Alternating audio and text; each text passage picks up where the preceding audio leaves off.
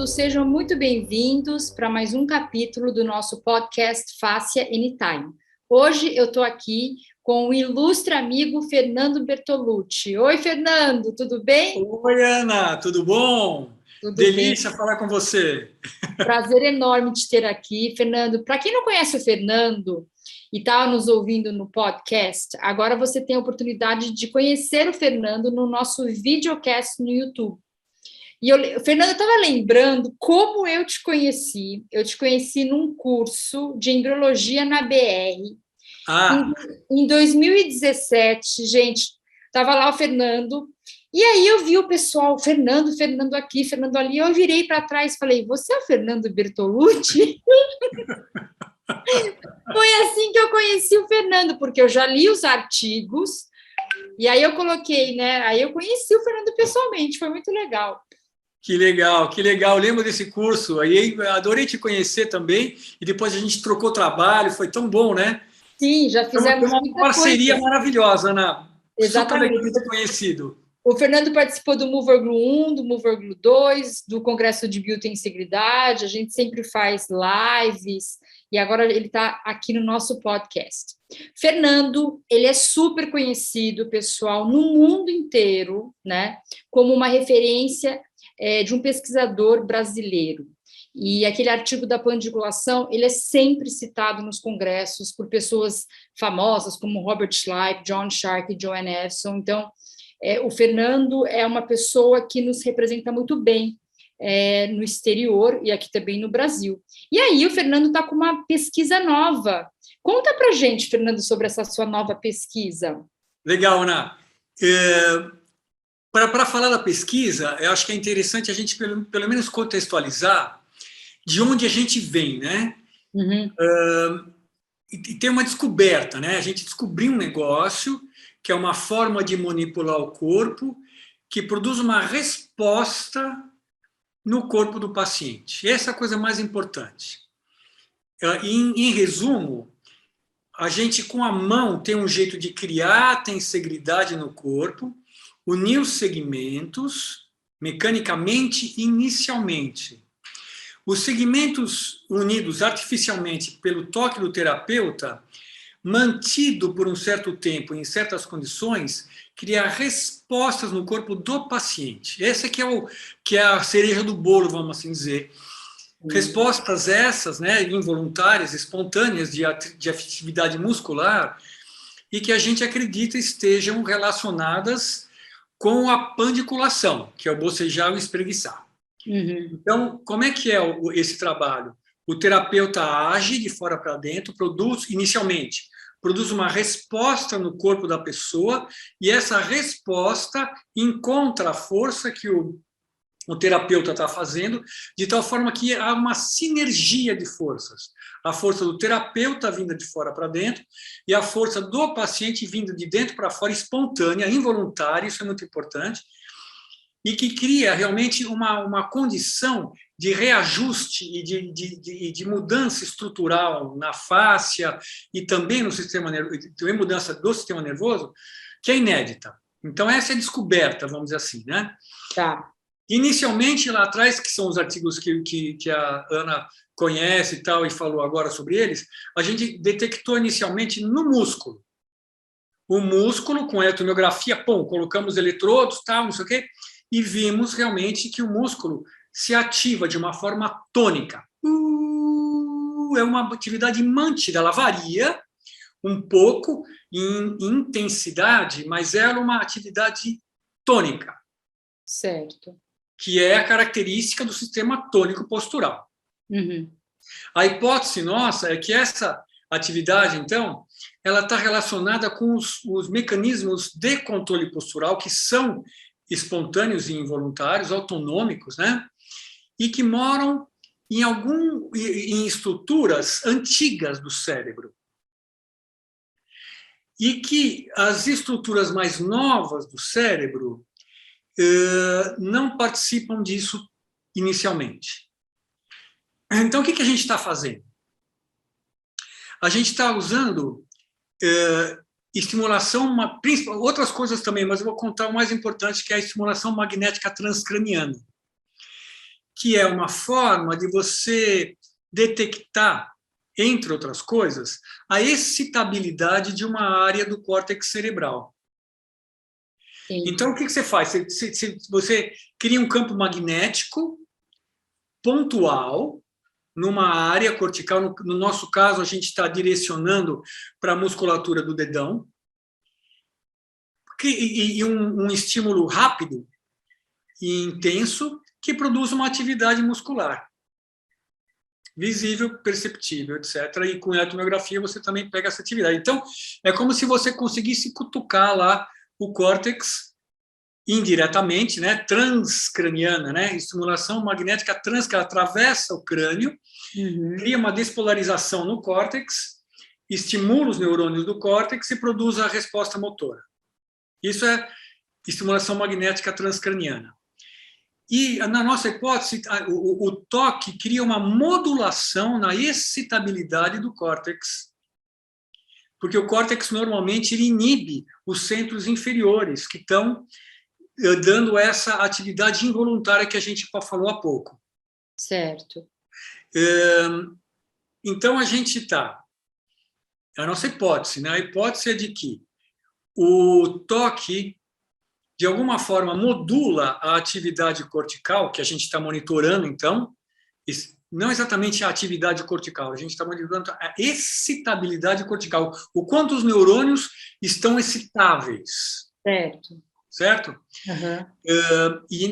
Lembrando que o córtex motor é por onde passa toda a motricidade voluntária. Eu estou aqui mexendo a minha mão, então quando está acendendo as áreas, né, da mão no córtex motor. Uhum. Agora, tem outras partes motoras no cérebro, esse aqui é o negócio. Existe o chamado sistema motor emocional, que também é um modelo teórico ainda, mas que cada vez mais existem evidências de que isso realmente é uma realidade. A gente tem um córtex motor no sistema límbico, que é involuntário, e que talvez seja essas estruturas que estão estimuladas quando você tem essa atividade tônica espontânea que a gente falou lá do toque, mas que estão normalmente inibidas pela atividade cortical que está em cima deles. É como se é uma hierarquia, né?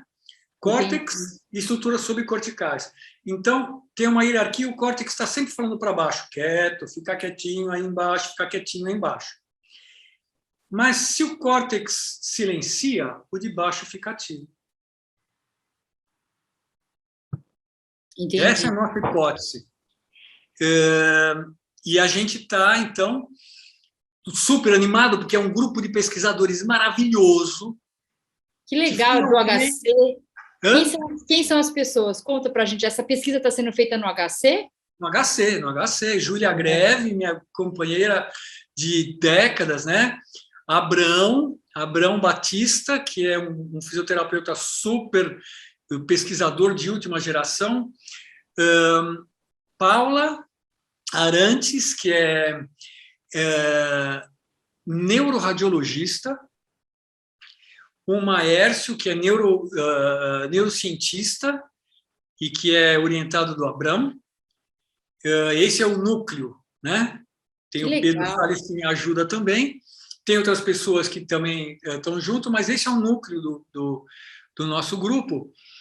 E estamos agora iniciando a coleta experimental. Foram 2 anos de pilotos. Nossa! Mais 2 anos. 2 anos e meio de pilotos. 2 anos. Olha o trabalho, Ana, olha o trabalho que dá isso. Não, as pessoas, elas às vezes não se dão conta de quanto trabalho está atrás de uma pesquisa científica, quantos anos dedicados, né? É uma loucura. E também, claro, que tem protocolos mais simples e mais complexos. Esse é muito complexo. A gente está pesquisando uma coisa que é nova, né, Ana? Sim, totalmente. Não tem referência.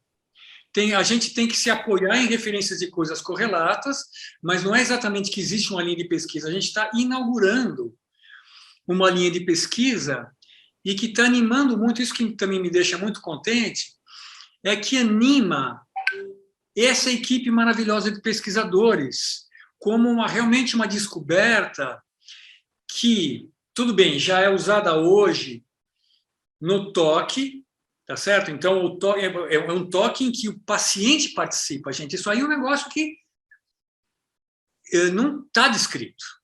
Sim. Espontaneamente, esse aqui é o negócio. E a qualidade, isso também é importante, a qualidade da motricidade que vem desse sistema que é subcortical é uma altíssima qualidade, porque lá estão codificados os comportamentos que foram super selecionados na seleção natural, que são os comportamentos de manutenção da vida. A gente só está vivo aqui agora conversando porque esses mecanismos que são comportamentos homeostáticos de manutenção da vida, que foram evoluindo desde os animais unicelulares, pluricelulares, depois dos répteis, dos peixes, dos répteis, dos anfíbios, dos mamíferos, etc. e tal, e que chegou na gente e que tem, então, super testados, vamos assim dizer, muito robustos, né, na sua expressividade, e que mantém a vida. Então, são os comportamentos de busca de água, busca de alimento, proteção, reprodução. Todos esses comportamentos estão codificados nesse sistema que é subcortical. E o espreguiçar faz parte deles, né? Entendi. E quando você estimula essa motricidade, você estimula uma distribuição de forças internas na fáscia que a gente não consegue fazer com um exercício guiado pelo córtex. Entendi. Porque é uma coisa involuntária, certo? Exatamente. O tipo de recrutamento, ele é muito específico. Por exemplo, se a gente for fazer um alongamento básico, for fazer um alongamento aqui, o músculo está relaxado, eu estou fazendo uma atividade com outro músculo, estou fazendo um alongamento. Tá certo? O músculo está relaxado. O espreguiçar é diferente. O músculo está ativo. Sim. Tá certo? E está alongando ao mesmo tempo.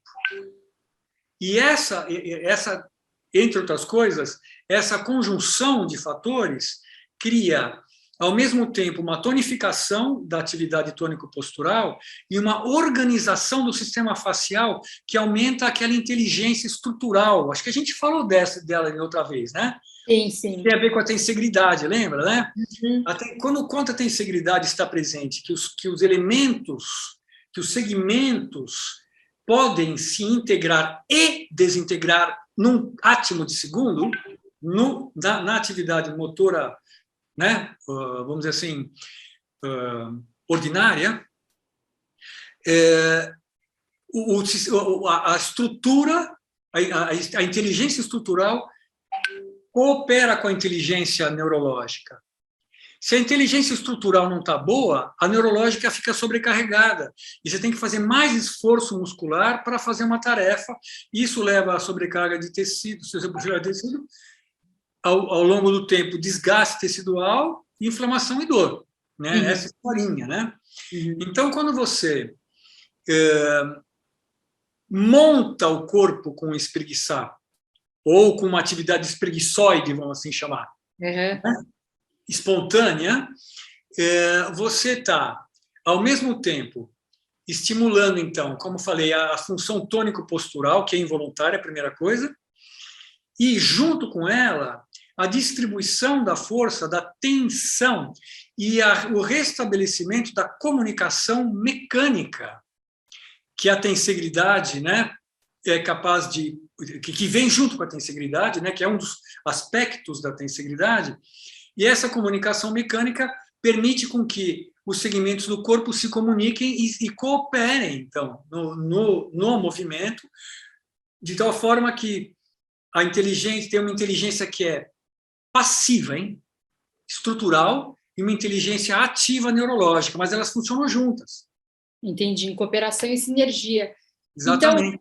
Então, se a sua hipótese estiver certa, né, isso, vamos colocar em palavras bem simples, porque talvez algumas pessoas não estejam acompanhando, mas se essa hipótese está correta, então vamos falar dos benefícios que o corpo vai alcançar. Então, primeiro é um processo de autorregulação intrínseco, né? Exato. Dentro do corpo. Exatamente. Segundo, a gente pode falar também de uma reorganização com mínimo gasto energético, portanto, uma coisa extremamente orgânica. Exato, né? exatamente, natural, né? Quais outras coisas você gostaria de salientar que vão beneficiar o corpo com isso, com esses achados? Bem-estar, o desfrute, o desfrute. Vejam as crianças. As crianças pulam, as crianças correm, elas têm o corpo funcional. Quando a gente entra no processo educacional, que a gente entra na caixinha comportamental, que tem que ficar comportado para ganhar bom comportamento, ficar quietinho, etc. e tal, a gente vai embotando o desfrute do corpo. O movimento organizado é prazeroso. Sim. Então, bem-estar, que vem junto com o alívio do sintoma, é claro. Quem vem no consultório vem o quê? Com dor, com queixa, com raio-x embaixo do braço, porque está sofrendo, tá certo? Que é exatamente o contrário. Então, vamos dizer o seguinte, aqui no meio tem o 0 de dor. A pessoa vem com dor, e a medicina, em geral, cuida da dor, nessa escala aqui. Tem dor, 0 de dor, o cara tem 0 de dor, tá bom, recebe alta. Só que a gente tem mais metade aqui, ó, do prazer, ó. Tem prazer e dor, ó. E tem o 0 no meio. A gente esquece que tem essa outra metade aqui, entendeu? Que não é explorada. Isso não, exatamente, pouco explorado. A gente explora isso quando a gente dança, quando a gente faz uma atividade que a gente gosta, tá certo? Mas o simples movimentar, que nem aqui agora, a gente está falando, o estar vivo é gostoso, você se expressar, entendeu? Então, o bem-estar, né, de uma organização que, como você falou, é orgânica. Sim. É que nem comer quando a gente está com fome, tomar água quando a gente está com sede, dormir quando a gente está com sono. É o mesmo sistema de regulação e de manutenção da vida. Uhum. Ele recompensa o organismo quando, com prazer, é gostoso beber água quando está com sede, com prazer quando você faz uma atividade que te nutre, torna, né? exatamente, e te torna mais adaptado ao meio. Sim. Né? Darwinismo, né? O darwinismo. Sim. Então, bem-estar, que vem junto, claro, com a diminuição da dor, vamos assim dizer. Né? Uhum. E aí tem umas coisas, Ana, que a gente vê que é difícil de explicar. Entendi. Bom, primeiro, assim, tem coisas que melhoram, tem melhoras orgânicas que vêm junto. Paciente com azia crônica melhora a azia. Paciente com tontura, de repente melhora a tontura. Outras coisas que não são musculoesqueléticas podem melhorar junto quando você organiza uma coisa só. A gente não pode separar o sistema musculoesquelético do resto dos sistemas. É tudo um sistema só com subsistemas. Então, a gente vê melhoras orgânicas junto com a melhora musculoesquelética. Isso é muito interessante. E, além de tudo, emocionais. Ai, ai, ai. Demais! Fernanda, sabe que isso me fez lembrar daquela palestra do Leonid Bloom, que ele fala assim, que o que da questão, a chave da questão é você redistribuir melhor essas forças internas, né? Isso. E o que você está fazendo é exatamente isso, buscando uma melhor redistribuição dessas forças no corpo. Exato. Né?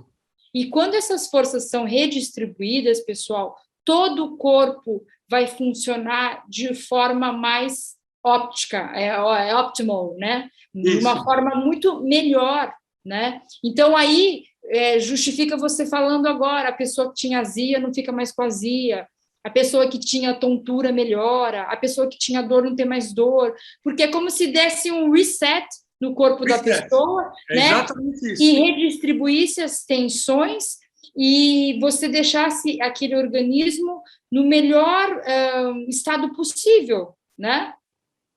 É isso mesmo. A sabedoria intrínseca, né, que você está falando, ela é muito poderosa e capaz exatamente de detectar, diagnosticar o que o corpo precisa, o que o sistema precisa e sinalizar.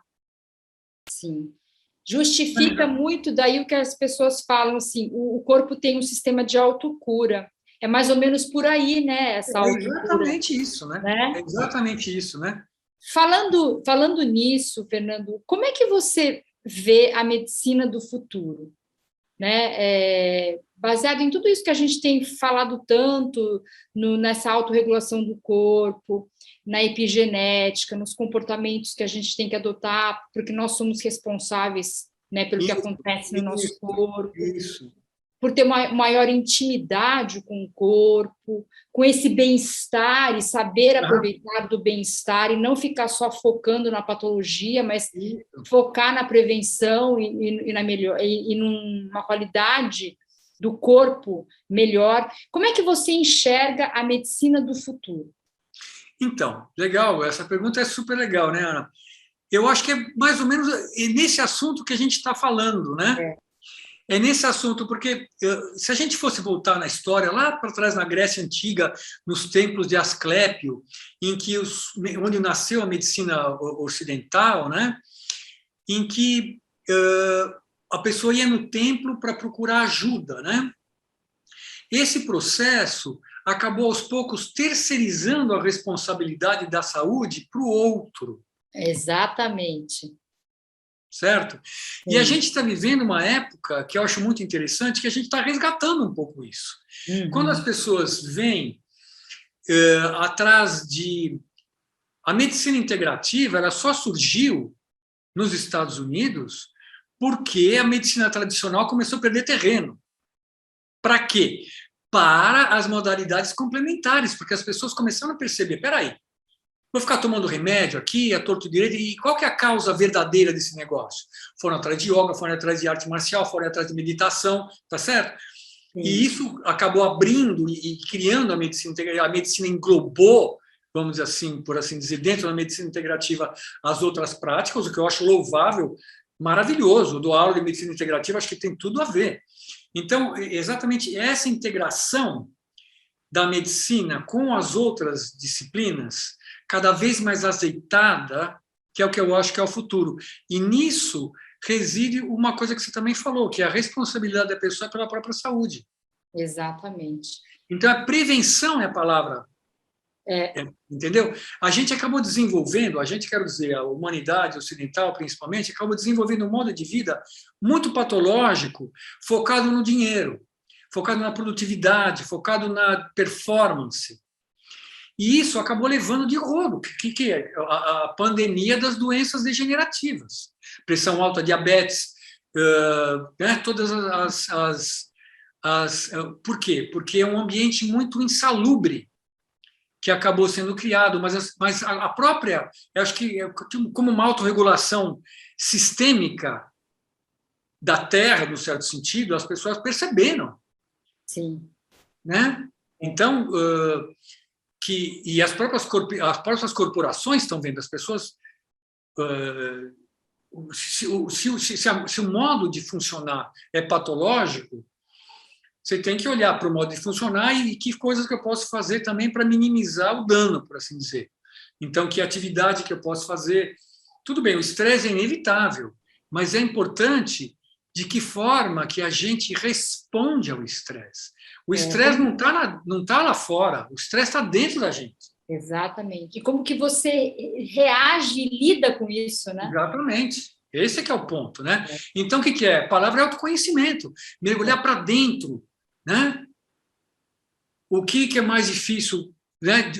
Se conhecer a si mesmo. Acho que a medicina está indo, do futuro, acho que vai nessa direção, acho que está indo nessa direção. Meditação, autoconhecimento, todas as práticas contemplativas, de percepção, sensibilização, você tem uma série, né? E você vê que as práticas orientais, que já têm essa pegada, estão no mundo todo. Estão no mundo todo. Eu assisti uma palestra recente falando sobre a medicina do futuro e falou-se muito assim, a medicina do futuro ela vai exigir muito das pessoas a percepção.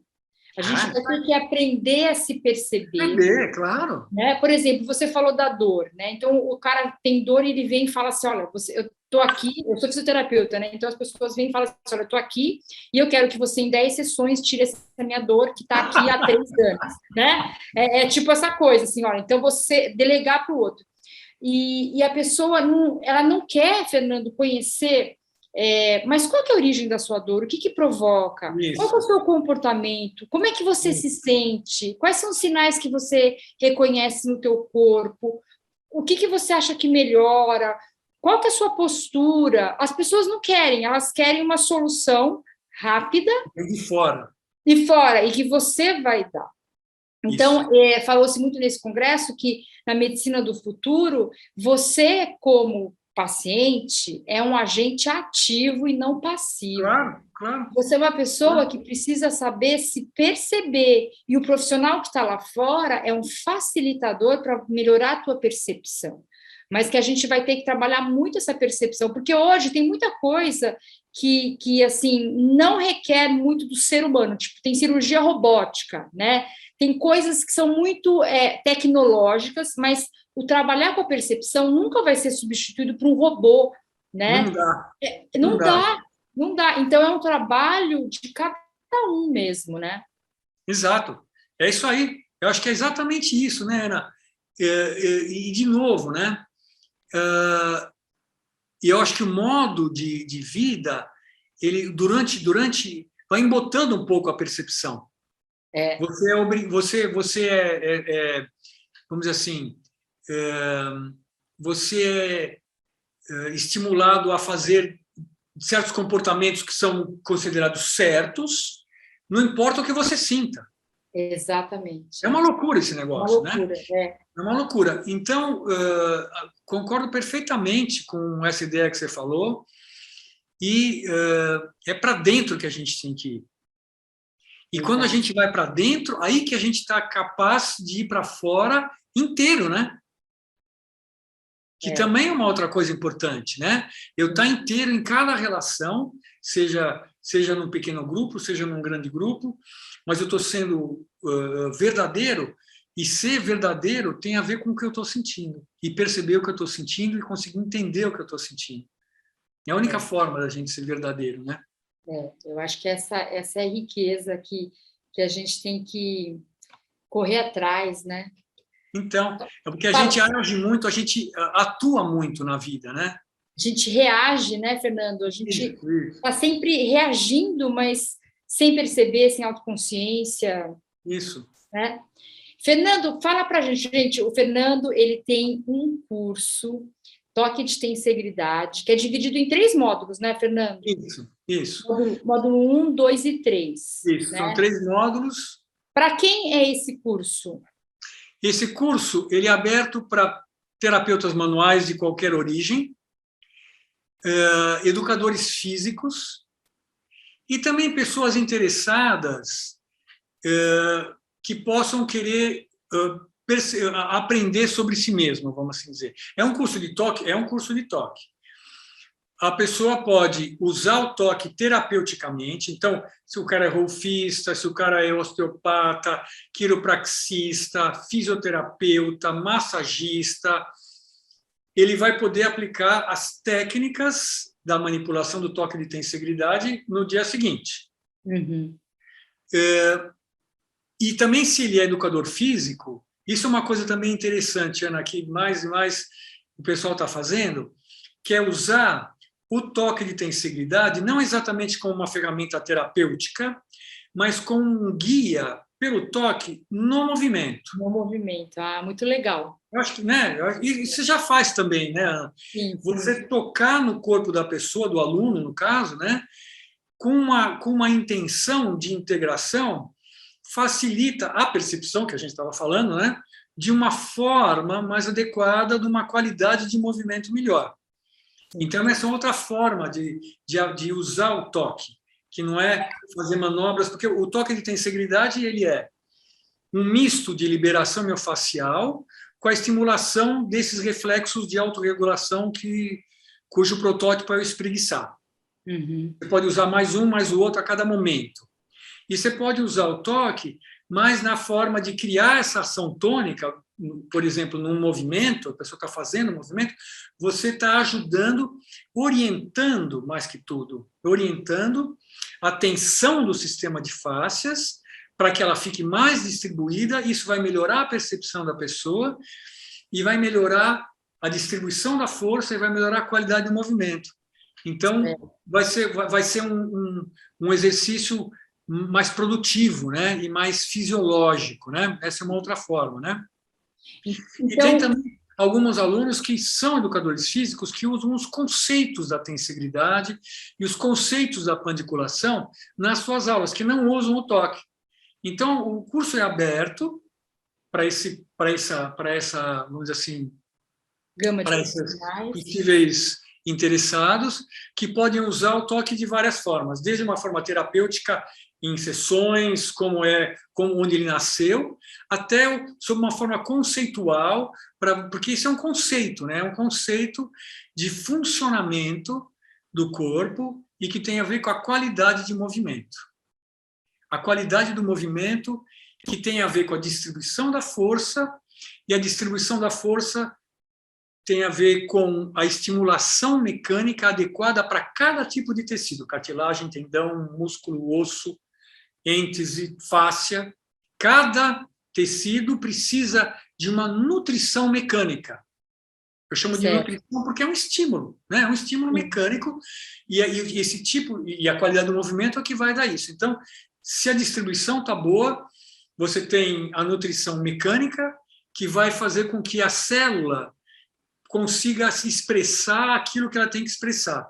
Isso se reflete no que eu chamo de felicidade celular, né? Que é homeostase, na verdade. É homeostase e que se reflete no trofismo do tecido e da fáscia que envolve o tecido. Então, é a saúde, né? É a saúde do sistema, que você pode estimular de várias formas, desde um toque com liberação miofascial, que tem até um aspecto cirúrgico, que é muito curioso, né? Porque a forma de entrar ela é tal que é como se fosse achar a ponta do durex. A ponta do durex. Sabe quando perde a ponta da fita adesiva? Tem uma coisa cirúrgica no toque. E, por outro lado, você pode usar os conceitos da percepção, da tensegridade, da distribuição da força, da sustentação tônico-postural, nas aulas de movimento, por exemplo, né? Então, a gente fala sobre tudo isso. Então, em outras palavras, é uma forma natural de cultivar um movimento de boa qualidade que tem a ver com a saúde. Muito legal. E se você quer seguir o Fernando no Instagram, é @toque de tensegridade. É isso, né, Fernando? Toque_tensegridade. Ok, toque_tensegridade. Lá você também pode obter maiores informações sobre os cursos do Fernando. Fernando, o nosso podcast está chegando ao fim. Eu queria te agradecer muito, muito obrigada. Obrigado. Eu sempre fico muito feliz em conversar com você e eu sempre fico muito animada também, viu? Ai, Ana, que delícia. Obrigado pelo convite. Puxa, adoro essa parceria que a gente tem. Acho que a gente ressoa muito, né? Tchum, tchum, sim. Como se fosse ter uma comunicação assim, né? Eu acho muito legal. Obrigado. E olha só, gente, você que está ouvindo no podcast, eu recomendo que você vá no YouTube e assista no videocast. Por quê? Porque o Fernando gesticulou muito como um bom italiano. E aí talvez fique mais interessante, mais fácil você compreender tudo que a gente falou, tá bom? Fernando, muito obrigada. Obrigado a você, Ana. Até uma próxima. E obrigada a você que nos ouviu hoje aqui e até o nosso próximo capítulo. Beijo, Fernando. Obrigado a todos pela audiência. Obrigado, Ana. Até. Até. Tchau, tchau.